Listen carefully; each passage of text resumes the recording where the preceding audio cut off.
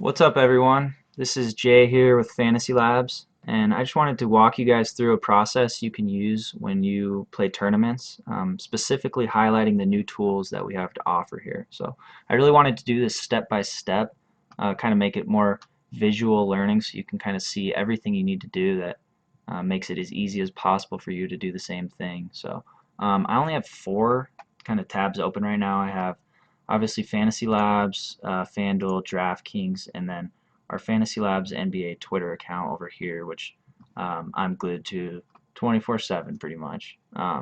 So I'll go ahead and start with Draftkings. The tournament I'll play, let's see, I'll do the sharpshooter here. So I set up some exposures first off that I kind of like overall. It's not, it's guys I'm higher on. Like I'm higher on Brook Lopez than the field, obviously there. I like Beal now that he's starting. Kind of guys, I think Jokic will be kind of chalky tonight, so I'm capping him at 40%. That tournament's obviously a large field, so it's important to kind of get contrarian there a little bit. So you can go ahead and go through the exposure for all these players and kind of set limits. It's not necessarily that I don't like some of these guys that I'm low on. It's just that I think they might be over-owned, and I kind of want to just have unique lineups here. So let's go ahead and go to the lineups page and generate multiple lineups. And we'll go ahead and do 100 for this DK tournament if it doesn't fill in time. This is the ultimate time for sniping, so that's why. Alright, so we got our lineups, and there are a couple things I want to highlight really quick before I save these and put them in. We have two new features actually that are coming in the very near future for everyone to have, and one is the min rating. So along with the minimum projected points that you can set, you can go ahead and change this minimum rating to whatever you want. You can do that here and generate new. You can do it beforehand. So that's a really cool feature to kind of get. You can see in the background only goes to 74, but there are guys that maybe are around the 40s or whatever that you just don't want in your lineups at all, so you can block them out, or conversely you can get some of those guys that are low that you think might perform better in the models and set that rating to whatever you want. The other one, and my favorite that I love, is desired exposure. So you can see they pretty much nailed everything to a T as far as the exposures I wanted.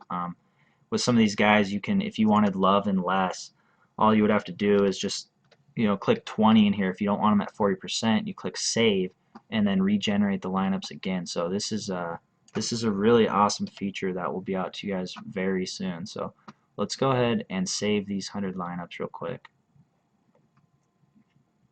And let's go to the My Lineups page. Alright, so here's our 100 lineups. We can show all the exposures here, of course. Lineup alerts on the right. I got the feed on the left. Flex usage. This is actually really cool, the way it came out, because you have the option to deselect, for example, shooting guard or small forward, the generally considered weaker positions. But because this is such a large field tournament, I'm fine with having, where's shooting guard at? 21% shooting guard in my flex, because that's 21% above pretty much everyone else. Not many people really throw shooting guards in the flex, the utility position. So that's not to mention it's aesthetically beautiful looking at that perfection there. So I will keep that in, and let's go to export here and go to DraftKings. We can go to my lineups page, and let's go ahead and upload lineups. Alright, and the newest one. Here we go. Alright, so we can view those lineups now. And let's go back to the sharpshooter. And we'll go, before it fills really quick, we can enter, I had 50 lineups from before, so let's go ahead and throw those in there as well. Never been more sure of anything in my life.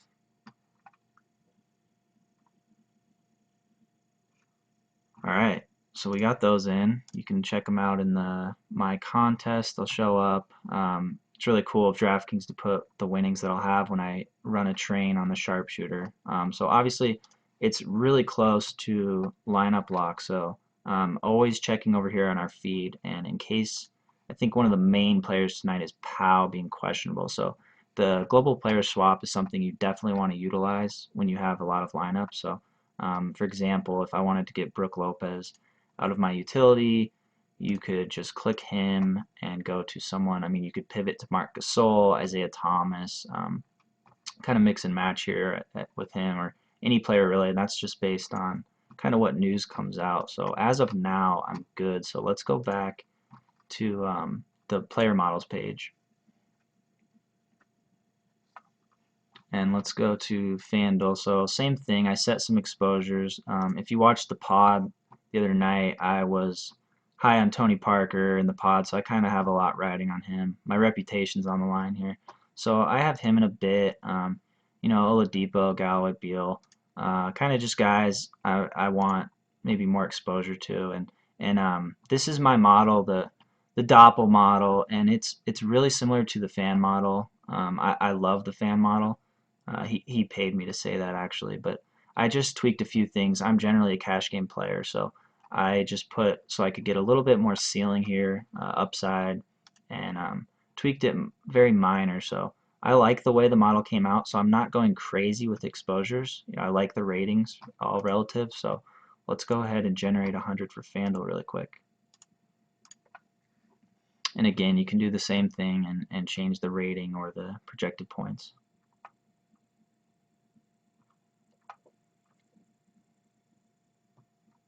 And let's see, so a lot filled already, but we got the shot 2 to take down, so not the most glamorous prize pool here really, but that's okay. A win's a win, you know. And then while this is loading in the meantime, one of my favorite things to do is troll Justin.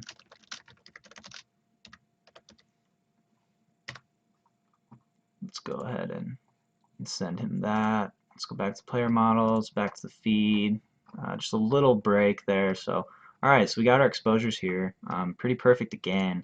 And you know, I got guys. Obviously, I love Aldridge, so Butler, Gallo. So it's looking great here. So let's go ahead and save these lineups. And again, we'll go to the My Lineups page, and you can see FanDuel. So you can see all exposures here. So that's a lot of exposures here. So if you don't want that, you can raise the new feature we'll have added. You can raise the minimum player rating to kind of get rid of a few of these guys.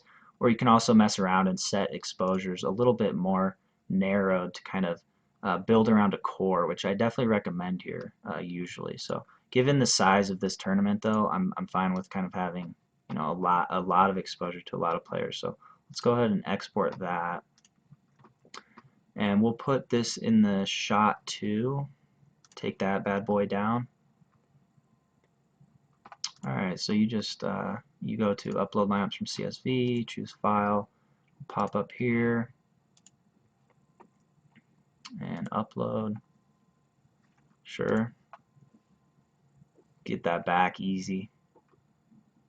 And yeah, one thing for sure with you know, doing it this late to lock, the models are fully updated with all injury news, so it's a good time. I wouldn't recommend waiting really close to lineup block. Obviously, some of these tournaments fill with a lot of degenerates mass entering at the end, which does not include me at all. So it's really important to kind of have a backup plan for some of these injuries. So obviously, the global player swap, you know, I highlighted, and then FanDuel has a feature as well with quick player replace. So it's definitely something to keep in mind. For example, let's see.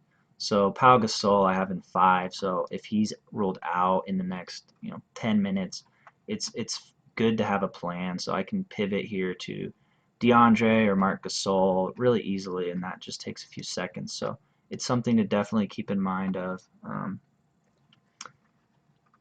So now that we got these lineups set, really you're just you're watching the feed and kind of going through your lineups, making sure there's nothing that stands out that you just really don't like at all.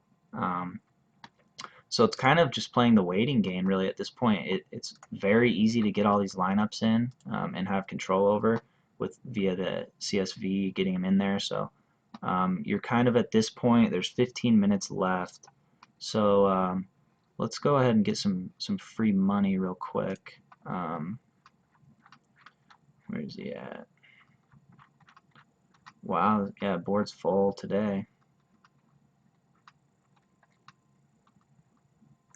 Okay, here he is. Let's CSU RAM. So let's take a 109 from CSU RAM and let's pick a random lineup here to beat him with, and let's just make sure DK is good. So let's do you know what? Let's roll the dice with the first one. This is looking sharp. And it's got Tony Parker in it, so he was ripping me on the pod, so let's get that money from him. So yeah, that's it, you guys. That's really the best way to do it with uploading all these lineups. We make it really easy for you, and you can mess around with the exposure tools, pretty much everything you need to do. And it's kind of more with these big, huge tournaments, you kind of want to maybe go a bit more contrarian than usual, than you would think, because really you're playing to win these tournaments. You're not necessarily playing to cash them. So it's important to kind of pinpoint maybe some of these guys. Like I think Jokic will have a high ownership, so I didn't really want him in, for example, like 70% of my lineups on DK or whatever. So those are all strategies you can do. And then yeah, now that your lineups are set, uh, your feed's good to go, you got everything going, and now it's just waiting until lock, throw the games on, take it easy. If you guys have any questions, you can always hit me up on Twitter at DoppelSykes if you're struggling at all to use our new tools in regards to tournaments, or hit me up if you just want to talk shop a little bit. Send me a picture of your Chick-fil-A orders is always good. So I definitely hope this video is helpful for you guys, and good luck the rest of this weekend for sure.